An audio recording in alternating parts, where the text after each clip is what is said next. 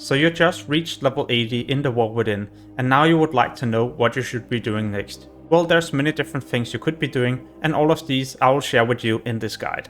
The first thing I did was simply just to sell everything, clean up my inventory, and post most items on the auction house. We're talking about materials I collected, but also different green and rare items. Yeah, green items are definitely selling. I've sold some of them for thousands of gold, basically because the item level are quite decent.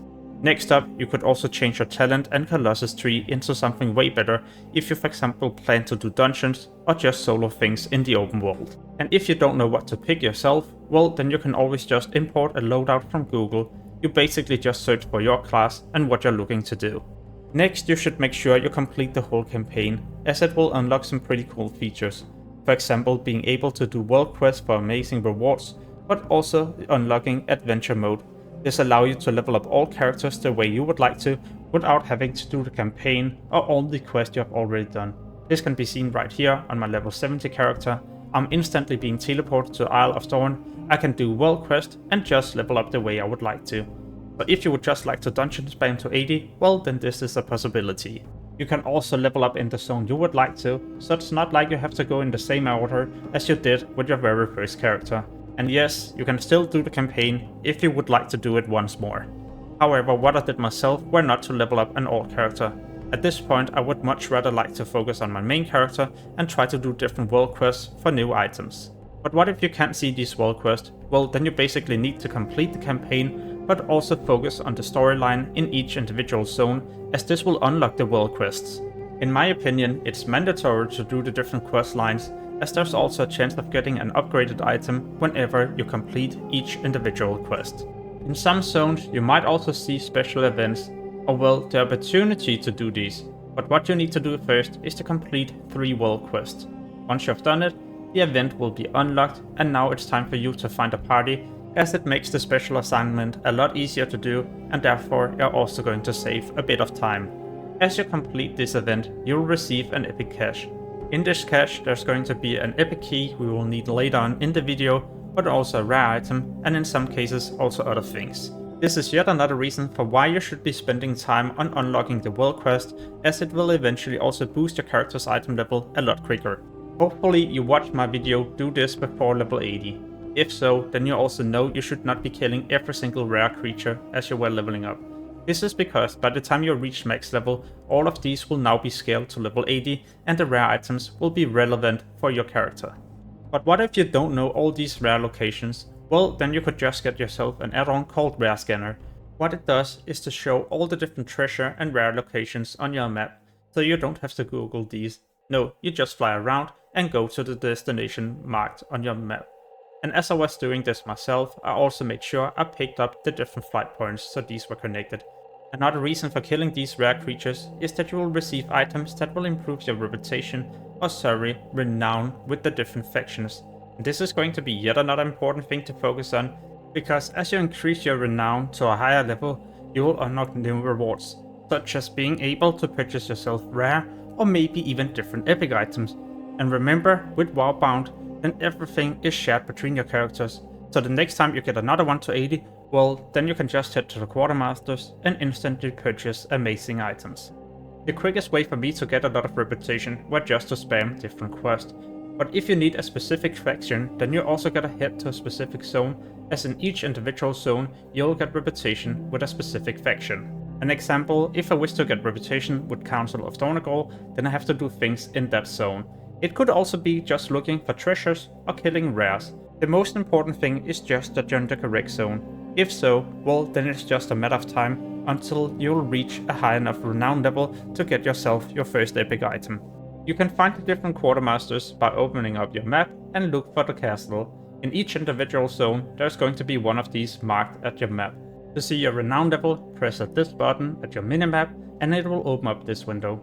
Else, you can open up your character panel, go to reputation and see the different renown levels in this tab. A new thing in War Within is delves. These you can do on different tier levels. In the beginning of War Within we can do them up to tier 3, and tier 3 will of course reward the best loot. There's a lot of these delves all over the place and they're indicated with this icon.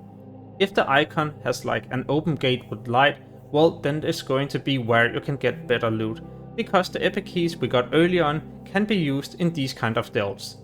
If you find them way too difficult to do or too time consuming, well then you can always cooperate with another player. The leader has to enter the first, and you're going to do the same tier. So if the leader starts at tier 3, well then you're going to do the same. And it's gonna be important you do them on tier 3 if you wish to use your epic keys, because the key that you have to use on the chest will not be spawning if you do them on lower tier. So why would you like to use your epic key here? Well, you're not just getting a low level rare item, we are talking about items at above level 570. For those of you with a lot of gold and who plan to purchase epic items on the auction house, then it's not really worth to spend your keys now. This is because later on you can use the keys and get even better rewards. But then again, you might end up being lucky and getting an insane item with the correct stats.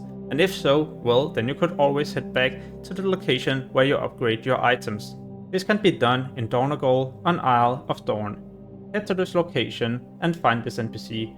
Make sure to also accept the quest, as it will tell you to upgrade some items and then you will complete it. At the same time, you will be using the currency you have got as you're leveled up, but also when you're doing delves and many other things in the open world. Therefore, you might also be able to upgrade some of your items to epic quality. Make sure to choose either the ones with the best stats or a weapon, as this will improve your character's performance by a higher amount. Once you have successfully upgraded your item, you will complete the quest, hand it in to get a bit of rewards, and also make sure to pick up the follow-up, as this will allow you to upgrade an item even further. Yeah, we're probably talking about yet another item to epic quality. Therefore, I decided to upgrade this amazing shell that I just got in the recent delve, and now it's going to be item level 590. Another quick tip, on your map you should pay attention to icons like this. It will indicate an event you should participate in. By completing the event, you'll receive a cache, and in the cache there can be items you can use to upgrade your gear, gold and more. Maybe even an epic key for delve. During the first couple of weeks you can make a lot of gold, because people are paying insane prices for green, rare items and also materials. Or you could be doing world quests that rewards you gold at the same time, some of these in between 800 to 1000. And remember, all bind and equip items above level 560 should be posted on the auction house. Some of these easily cost 5,000 up to around 30,000 gold, depending on the stats. At this point, your item level should also be high enough to start doing level 8 dungeons, without failing all the time and vibing to unnecessary things. I usually just sign up for a random dungeon so I can play with other people in the game, but if you're in a hurry or if you're playing a DPS, you could always just do a follow-up dungeon, as this will give you an instant queue. When you do these dungeons on normal mode, you receive 554 equipment. Later on we can start doing them on Heroic and Mythic Plus mode, and then the loot is going to be way better. For that specific reason, I'm also doing these on normal mode, even though I don't really need the gear, and this is just to be as ready as possible for Heroic and Mythic. Soon I will release a lot more War Within guides, and if you would like to get notified when I post these, then I would highly recommend you to subscribe to the channel.